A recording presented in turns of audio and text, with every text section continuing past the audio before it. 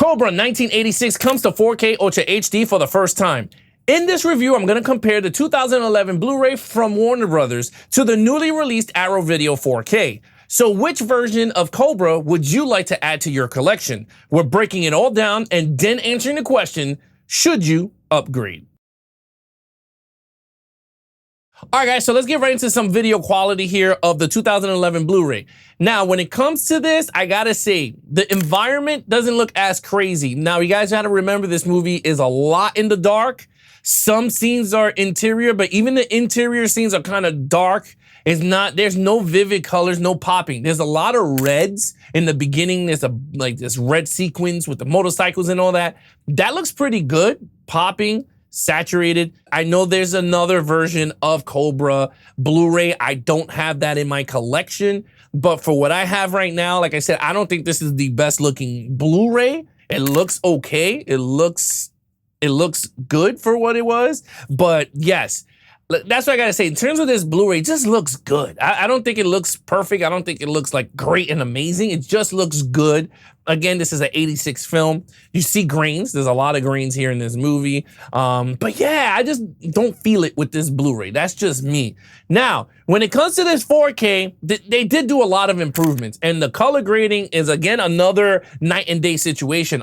They changed a lot of the coloring from the Blu-ray to the 4K. Now, I'm talking about the Blu-ray from 2011 again, guys. I don't know what they did with Shout Factory and how that looks, but from the 2011, you can see a lot of changes in skies, environment, some hair. Some of the hair looks kind of lighter instead of darker, especially in Bridget Nielsen's character. Sylvester Stallone, you got to see a lot of more of his skin tone in this film.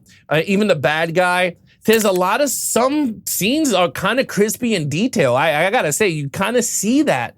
But again, due to the Dolby Vision and HDR10, this is where it gets better than the actual Blu-ray from 2011, because those dark scenes actually look pretty good. I don't think it's fantastic looking, but it looks pretty good. And there's grains for you guys out there. I know there's a lot of fans out there for film grain. There's film grain in this movie, but yeah, the 4K is kind of I kind of like the way this looks over the Blu-ray. And if I ever get my hands on the Shout Factory, I will do a should you upgrade from that version to the 4K. But for right now, what I have right here, it's kind of a big upgrade to me, and I think it looks good. I know a lot of people are gonna say it's dark, but you know what? There's nothing I can do. That is the company. You could write to them and talk about why it's dark instead of being super bright. But for right now, I kind of like the way the 4K looks over the Blu-ray. But let's check out some comparisons of the 2011 Blu-ray versus the new Arrow Video 4K. Enjoy.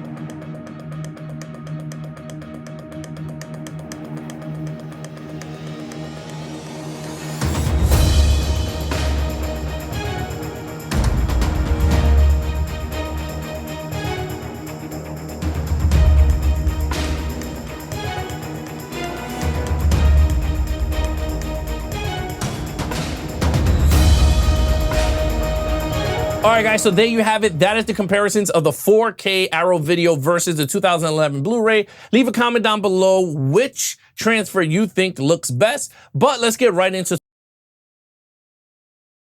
When it comes to audio quality here, the Blu-ray is coming with DTS Mastered Audio 5.1, while the actual Arrow Video version comes with DTS Mastered Audio 5.1. So these two kind of have the same mix. I don't think this is a newly remixed version of the sound in the movie, but this thing is actually really good. It sounds really good. The surround sound sounds great. The shooting sounds great. The explosions is there. The dialogue sounds good. The motorcycles when they're driving it, and even his car when he hits the nitrous oxide on it. It sounds pretty cool. So with that said, the audio, again, I think it's going to be a little bit better on the 4K, but they both rocking 5.1 DTS mastered audio, so to me, it just kind of sound the same. Plus, for those of you out there, the original mono tracks, DTS mastered audio 2.0 does come with Cobra. So if you guys don't want that 5.1, you could listen to it in 2.0 and you might like it even more. But with that said, let's get right into All right, guys, when it comes to menus and special features, the Blu-ray is rocking 3 special features. Now, Cobra comes with 2 different cuts, but I'm gonna talk about that in a second. This comes with 13 special features, okay? Now, the special feature, the reason why I said 2 cuts, 1 cut, which is the theatrical cut, comes in 4K. And then in the special features section, you see a TV version of the film, which is in standard definition, not in high definition, not even in 4K. You just get it in standard definition, and it comes in 1 hour and 34 minutes. So with that, if you guys want to check it out, it's there for you. But again, remember, it's not presented in higher definition or 4K. But you do have it in the special feature section. So I kind of like that. I think that's pretty cool that Arrow did that. So that's the kudos. But you do get a lot of special features here. So I'm actually happy for that. But let's get right into